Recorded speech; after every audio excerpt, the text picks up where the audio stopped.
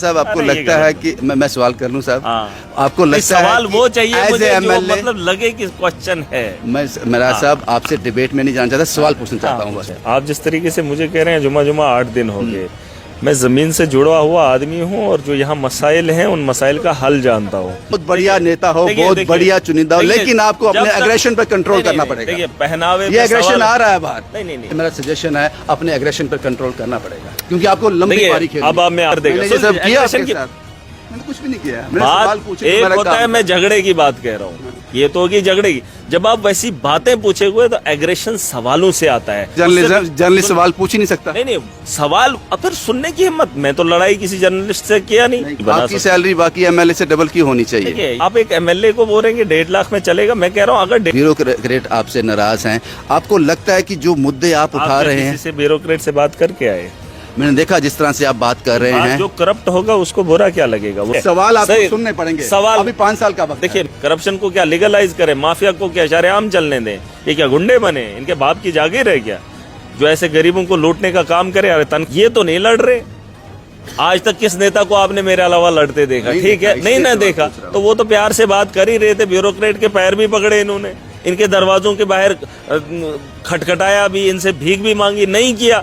अब जब वैसे नहीं आएंगे तो ताकत से आएंगे। वो क्या रिलेशन है आपका उमर साहब के साथ? उनके खिलाफ आप कुछ नहीं बोलते? देखिए मैंने इनको बोला मैं चुना हुआ हूँ, ये थोपे हुए लोग हैं, ये मजबूर हैं। इनको बोला है कि तुमने बोलना ही बोल, इनको कोई पता नहीं हमने क्या बोलना है। मैंने राउंड नेक टी शर्ट पहना था, मुझे इस गेट के अंदर नहीं जाने दिया गया कि आप कॉलर पहन के आओ। आप विधायक हो, आप ये ग्राउंड नेक पहन के आए हो, या प्रोटोकॉल चेंज हो गए हैं या मेरी नॉलेज थोड़ी कम है। मेरे साथ हैं महराज मलिक। मुझे नहीं लगता कि इनसे ज़्यादा और इनका तारुफ करवाना चाहिए, पूरा जम्मू कश्मीर इनको जानता है। महराज साहब, जुम्मा 8 दिन हुए आपको एमएलए बने हुए, पूरा जम्मू कश्मीर आपको जानता है, फेमस हो गए आप असेंबली में आवाज़ उठा रहे हो, अपने लोगों के हितों की आवाज़ उठा रहे हो। क्या फील कर रहा है महराज मलिक एक आम आदमी से विधानसभा तक? देखिए ये कोई अमीरों की अयाशी की जगह नहीं है। आप जिस तरीके से मुझे कह रहे हैं जुमा 8 दिन हो गए, मैं ज़मीन से जुड़ा हुआ आदमी हूँ और जो यहाँ मसाइल हैं उन मसाइल का हल जानता हूँ।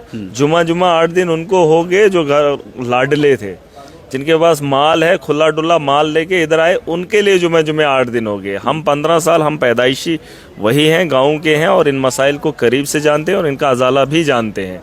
हमारे लिए कोई नई बात नहीं है, हम पुराने लोग हैं और पैसे का इस्तेमाल किस तरह पे करना है, एजुकेशन को बेहतर कैसे किया जा सकता है, हेल्थ में बेहतरी कैसे की जा सकती है, सड़कों को कैसे बनाया जाए, करप्शन को कैसे रोका जाए, वो पॉलिसी हमारे पास है। मैं कोई नया नहीं हूँ, मैं पुराना हूँ, ये बात अलग है। इस हाउस में पहली बार आया हूँ, लेकिन जानकारी सब रखता हूँ और सब चीज़ों पर बात कर भी सकता हूँ और पॉलिसी बना भी सकता हूँ।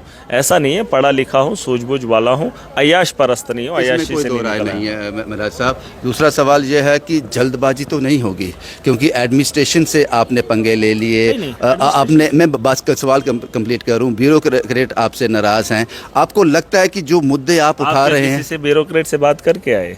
मैंने देखा जिस तरह से आप बात कर रहे हैं, जो करप्ट होगा उसको बुरा क्या लगेगा? वो तो चोर है।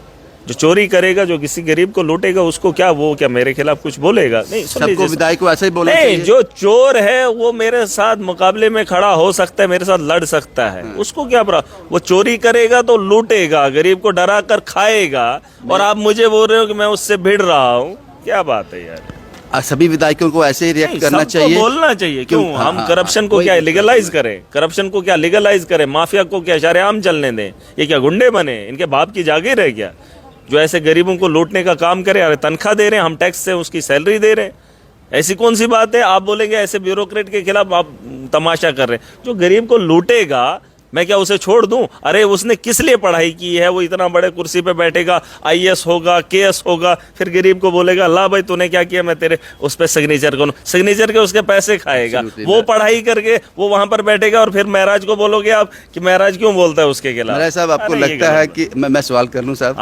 आपको लगता है सवाल वो चाहिए मुझे जो मतलब लगे कि क्वेश्चन है? मैं महराज साहब आपसे डिबेट में नहीं जाना चाहता, सवाल पूछना चाहता हूँ बस। आपको लगता है कि एज ए एमएलए पहले तो ठीक था, एज ए एमएलए आप में अभी भी थोड़ा सा एग्रेशन ज्यादा है, इस पर कंट्रोल कर लिया जाए, अपनी बात आप अच्छे से रख पाएंगे? मेरे अलावा यहाँ 89 है, 89 है ना, आप उनसे बिना एग्रेशन के, वो तो बोलते भी नहीं बेचारे, वो तो ऐसे बोल रहे हैं उनको पता ही नहीं है। जिस आदमी को पता है वो जबानी धड़ाधड़ कुछ भी बोल लेगा। जिसको पढ़ के आना पड़ता है, मैं पढ़ के नहीं आता हूँ, मैं यहाँ देखता हूँ क्या मसला है, उधर भी बात करता हूँ। मैंने कहा मुझे जानकारी है, ये लोग तो आराम से बात कर रहे हैं, फिर सुधार कहाँ आ रहा है? ये तो नहीं लड़ रहे। आज तक किस नेता को आपने मेरे अलावा लड़ते देखा? ठीक है, नहीं ना देखा, तो वो तो प्यार से बात कर ही रहे थे। ब्यूरोक्रेट के पैर भी पकड़े इन्होंने, इनके दरवाजों के बाहर खटखटाया भी, इनसे भीख भी मांगी, नहीं किया। अब जब वैसे नहीं आएंगे तो ताकत से आएंगे। ये जमहूरियत है, सुन लीजिए। खुल के बोलते हैं, ब्यूरोक्रेसी नहीं है, यहाँ जमहूरियत है और जमहूरियत के तर्ज आप खुल के बोलते हैं, लोगों के हकों के लिए बोलते हैं। जब भी आपसे सवाल पूछा गया, मैं सोशल मीडिया के माध्यम से आपको देखता हूं, पहली बार आपका इंटरव्यू कर रहा हूं, जब भी आपसे सवाल पूछा गया उमर अब्दुल्ला के बारे में, आपका एक सॉफ्ट कॉर्नर है उनके प्रति। हालांकि हमने पिछले दिनों देखा कि आपकी सीट भी बदल दी गई, आपने जिक्र किया कि मुझे उस साइड बैठना है, क्यों इस साइड बिठाया है आपकी, वो क्या रिलेशन है आपका उमर साहब के साथ? उनके खिलाफ आप कुछ नहीं बोलते? देखिए, क्यों नहीं बोलता हूँ, कल ही तो मैं बोल कर गया हूँ। कल जब टोपी एक ने उतारी, मैंने कहा उमर साहब ने भी टोपी उतारी थी, चुनाव में लोगों ने हिस्सेदारी दी, वोट दिया। अब जो लोग उतार रहे हैं उनकी इज्जत का भी ख्याल रखा जाए, उन्होंने इनकी इज्जत का ख्याल रखा, इनको करना पड़ेगा।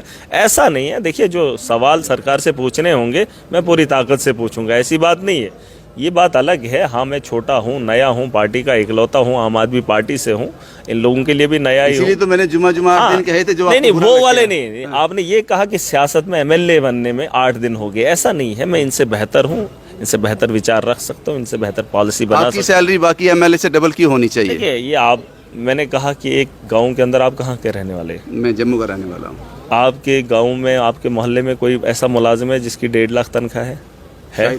कोई टीचर होगा, कोई टीचर होगा जिसको 5 साल रहे होंगे, उसकी भी 1.5 लाख तनख्वाह सैलरी है। कोई हेडमास्टर होगा, प्रिंसिपल होगा, 1.5-2 लाख होती है। उसका घर चलाना बड़ा मुश्किल होता है।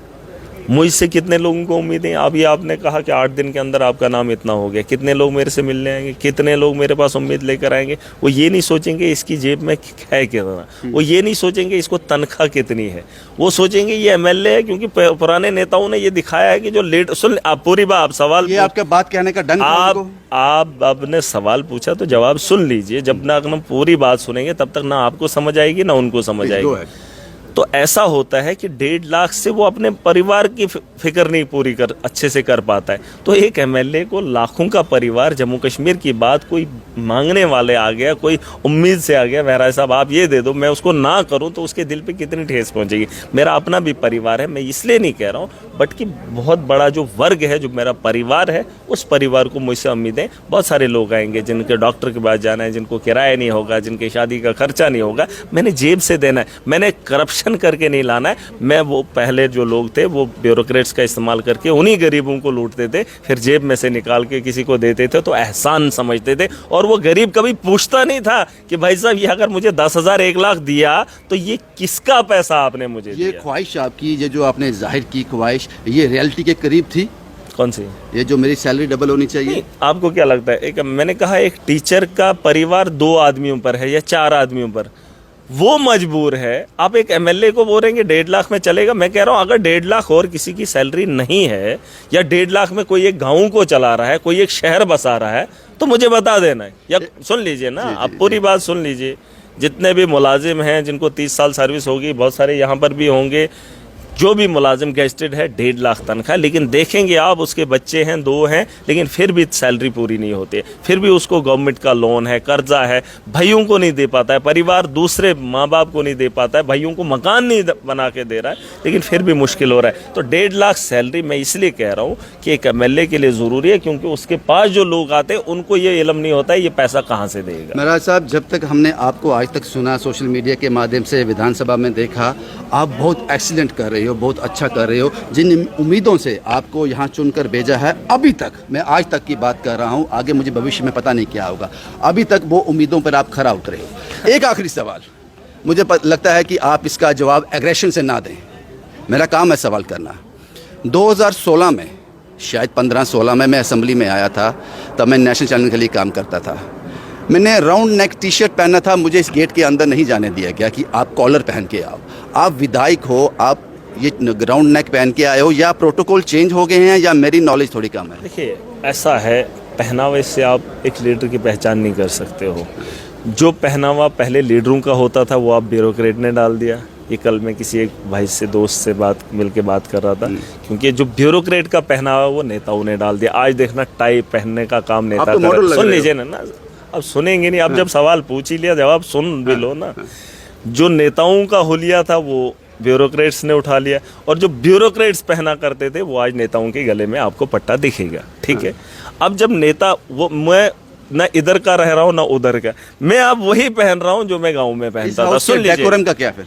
डेकोरम क्या, आपको क्या इन कपड़ों में कोई खराबी लगती है? उनको आपत्ति नहीं, है? नहीं नहीं, उनको नहीं। आप मुझे बताओ, आपको है आपत्ति? मुझे कोई आपत्ति नहीं, मुझे है नहीं है। लेकिन तो जो प्रोटोकॉल है, जो डेकोरम प्रोटोकॉल है, क्या है? अब अंग्रेजों वाला पहने, क्या बात कर रहे किसी हो? क्लब में नहीं, जाओगे नहीं, वहां भी आपको कॉलर पहन के देखिए, जाना है, ये तो बहुत बड़ा ऑफिस है, नहीं बहुत बड़ा कॉलर की बात विधानसभा नहीं, है। पता नहीं कौन से कॉलर की बात है। कल को ये चोरी करना भी फिर इनको बता दो। Absolutely, हाँ, वो absolutely, करप्शन जो है वो इलीगल है, वो तो शरेआम, वो तो ऐसी इन्हीं हालात में होती है। तो ये साहब, देखिए, आप बहुत बढ़िया देखिए, नेता हो, देखिए, बहुत देखिए, बढ़िया चुनिंदा हो, देखिए, लेकिन आपको जब अपने तक- एग्रेशन पर कंट्रोल नहीं, करना नहीं, पड़ेगा। देखिए, पहनावे ये पे एग्रेशन सवाल- आ रहा है बाहर, नहीं, पता नहीं मुझ पर पढ़ के उड़ी रहा, निकल रहा है बाहर। नहीं, ऐसा नहीं है। देखिए, सवाल आपको सही- सुनने पड़ेंगे। सवाल अभी 5 साल का वक्त देखिए, है। मैं ये कह रहा हूँ कि उसके अलावा भी हमने बहुत सारे काम करने हैं। ये जो पहनावे पे बात हो रही है, इससे बड़ी बड़ी जो बात है वो करप्शन है, वो माफिया है।